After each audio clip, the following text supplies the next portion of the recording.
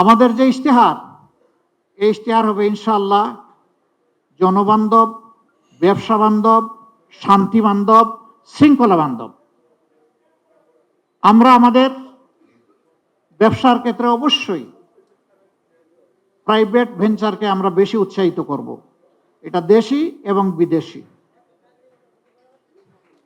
শিল্প মালিক যারা হবেন তাদেরকে আমরা সমাজের আইকন হিসাবে কবুল করব। আর এই মালিকেরা যারা লক্ষ লক্ষ শ্রমিককে চাকরি প্রোভাইড করেন, তারা কার্যত লক্ষ লক্ষ পরিবারের মুখে খাবার তুলে দেন। আমরা সেই শিল্পগুলোকে শিশুর মতো তুলে তুলে লালন করব ইনশাআল্লাহ। শিশুকে যদি আমরা আজকে ভালোভাবে পরিচর্যা করি, এই শিশু বড় হয়ে তখন আমাকে পরিচর্যা করবে। আমরা শিল্পকে এই কারণেই নিউবর্ন বেবির মতো আমরা নার্চার করব যে তারাই আগামীতে ইনশাল্লাহ এই দেশটাকে সুন্দরভাবে গড়ে দিবেন, আমাদের যুবক যুবতীদের হাতে কাজ তুলে দেবেন। এই ক্ষেত্রে আমাদের পলিসি হবে মালিক পক্ষ এবং শ্রমিক পক্ষকে মুখামুখি করা নয়, বরঞ্চ সমন্বয় করে হাতে হাত ধরে বুঝানো। শিল্প বাঁচাতে হলে শ্রমিককে বাঁচাতে হবে, আর শ্রমিকদেরকে বুঝাতে হবে যে যদি শিল্প বাঁচে তাহলে তুমিও বাঁচবা। সুতরাং শিল্পকে নিজের সন্তানের মতো ধারণ করো। আর মালিকদেরকে আমরা অনুরোধ করব তারা যেন তাদের যারা শ্রম বিনিয়োগ করেন তাদেরকে যেন তাদের সন্তানের মতো ধারণ করেন। তারা একটুখানি সম্মান চায়, একটুখানি ভালোবাসা চায়, একটুখানি কর্ম পরিবেশ চায়। বিশেষ করে মহিলা শ্রমিক যারা থাকবেন, নারী শ্রমিক, তাদের জন্য কর্মঘণ্টার ব্যাপারে আমাদের একটা প্ল্যান আছে, আমরা বলেছি। পর্যায়ক্রমে সেটা ইনশাল্লাহ বাস্তবায়িত হবে। এটা যখন বললাম, কারো কারো কপালে চিন্তার ভাঁজ, আর কেউ কারো কারো উল্লাস যে এই একটা ভালো পয়েন্ট পেয়েছি, এবার আর একটা মিসাইল মেরে দিব জামাত ইসলামের উপর। হলো, দুটাই হলো। চিন্তার ভাঁজ যারা ব্যবসা এবং শিল্পের মালিক, তারা চিন্তা করেছেন 5 ঘন্টা কাজ করে যদি 8 ঘন্টার বেতন হয় তাইলে আমি পোষাবো কিভাবে? না, আপনি দিবেন কেন?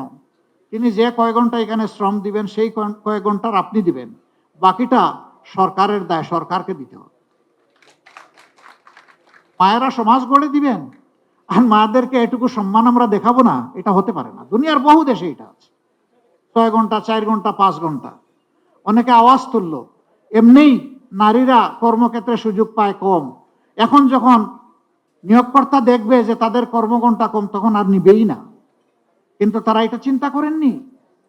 যখন একজন সন্তান সম্ভবা মা, এরপরে যখন তিনি সন্তানকে জন্ম দেন, তারা লালন পালন করেন, অনেক সময় 8 ঘন্টা কাজ করতে পারবেন না বলে পুরা চাকরিটাই ছেড়ে দেন। আমরা তো সেখানে তাদের জন্য সহজ করে দিচ্ছি যাতে চাকরি তার ছাড়তে না হয়, ওটাও লেগে থাকবে, সন্তানও তার গায়ের তাকে সাথে জড়িয়ে থাকবে। এই দুইটার আমরা সমন্বয় ঘটাতে চাচ্ছি। 3 ঘন্টা বাকি যেটা থাকবে সেখানে কাজ থেমে থাকবে না। দুনিয়ার বহু দেশে আছে, পাবলিক অ্যান্ড প্রাইভেট, পিপিপি, সব জায়গায় পার্ট টাইম ওয়ার্কার নিয়োগ দেওয়া যায়। সেখানে মালিকরা দিবেন, আরো বেশি জব ক্রিয়েট হবে। কোনো মা এমন থাকতে পারেন যে তিনি 5 ঘন্টা পারবেন না, 3 ঘন্টা করবেন, তিনি ওই জায়গাটা ফিল আপ করবেন। এইভাবে যদি আমরা চিন্তা করি তাহলে তাদের কর্মের পরিবেশটা সহজ হয়। শুধু তাই নয়,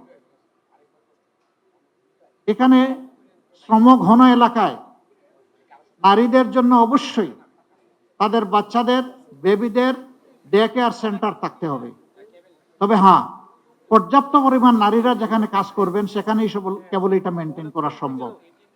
সেইটা যৌক্তিকতার ভিত্তিতে হবে। আমরা এও ডিক্লেয়ার করেছি 5 বছর পর্যন্ত বয়সী শিশু যারা আছেন তাদেরকে ইনশাআল্লাহ সরকার পূর্ণ দায়িত্ব নিয়ে তাদের স্বাস্থ্য সেবা সম্পূর্ণ ফ্রি নিশ্চিত করবে। সারা জীবন যারা দেশকে, রাষ্ট্রকে দিয়ে গেছেন, অবসর জীবনে চলে গেছেন, রিটায়ারমেন্ট লাইফে একদিকে থাকে না, টাকা কড়ি অন্যদিকে বেড়ে যায়, রোগ শোক, সেই সময়টা বড় কষ্টের। যিনি সারা জিন্দেগি রাষ্ট্রকে দিলেন, রাষ্ট্রের অবশ্যই তার প্রতি, সেই নাগরিকের প্রতি দায়িত্ব আছে। তিনি একজন কৃষক হতে পারেন অথবা উচ্চ পর্যায়ের একজন কর্মকর্তা হতে পারেন, কিন্তু এখন অবসরে। এই অবসরকালীন জীবনে যতদিন তারা বেঁচে থাকবেন, রাষ্ট্র ইনশাল্লাহ তাদের পূর্ণ চিকিৎসার দায়িত্ব নেবে। খবরের কাগজ, নিখাদ, নির্ভীক, নিরপেক্ষ।